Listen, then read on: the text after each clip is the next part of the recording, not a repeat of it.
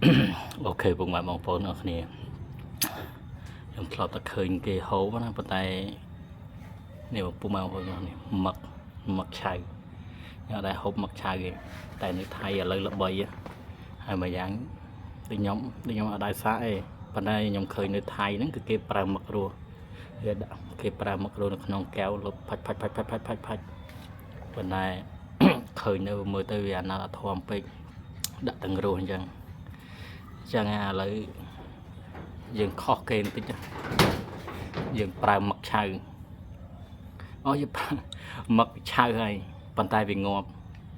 ហើយអត់ដឹងមិនដឹងម៉ាទៅនេះខ្លាចតែវាឆ្អាបទៅអត់រួចតែមានអាសាមែនពុកម៉ែបងប្អូនគ្នា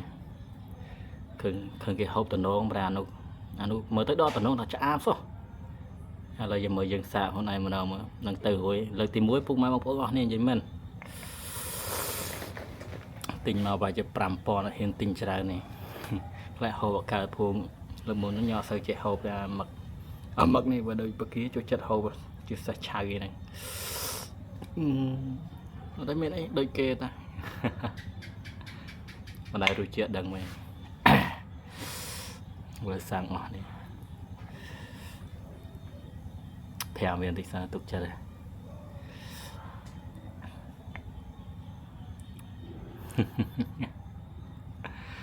អើយមនុស្សលោកឥឡូវបើគិតទៅចូលលក្ខណៈដូចពីមុនហើយស៊ីតែរបស់ឆៅថាគឺទៅមកទៅឆៅវាមិនសូវអីទេតែឥឡូវតាំងពីត្រីតាំងពីអី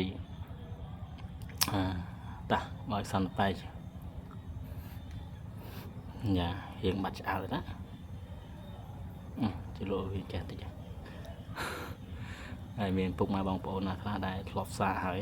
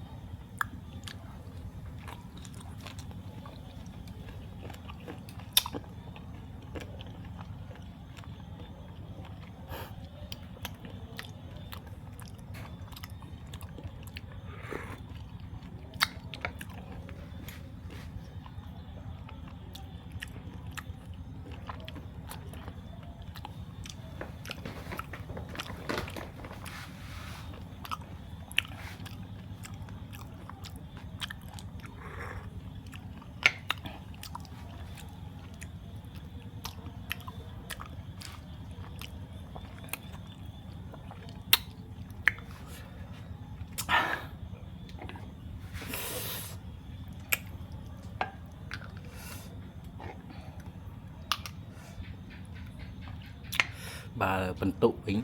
6 ឬ 10អានេះមិនដឹងថាមកពីវាងាប់ហើយក៏មិនទេប៉ុន្តែបានខ្ញុំឲ្យ6 ឬ 10ទី1វាអត់ឆ្អាបទេប៉ុន្តែ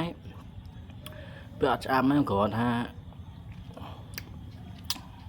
វាស្វិតពេកវាដូចបកាដូចបកងណាទៅខ្ទិះល្អប៉ានេះអត់សូវមានខ្ទិះទេហើយស្វិត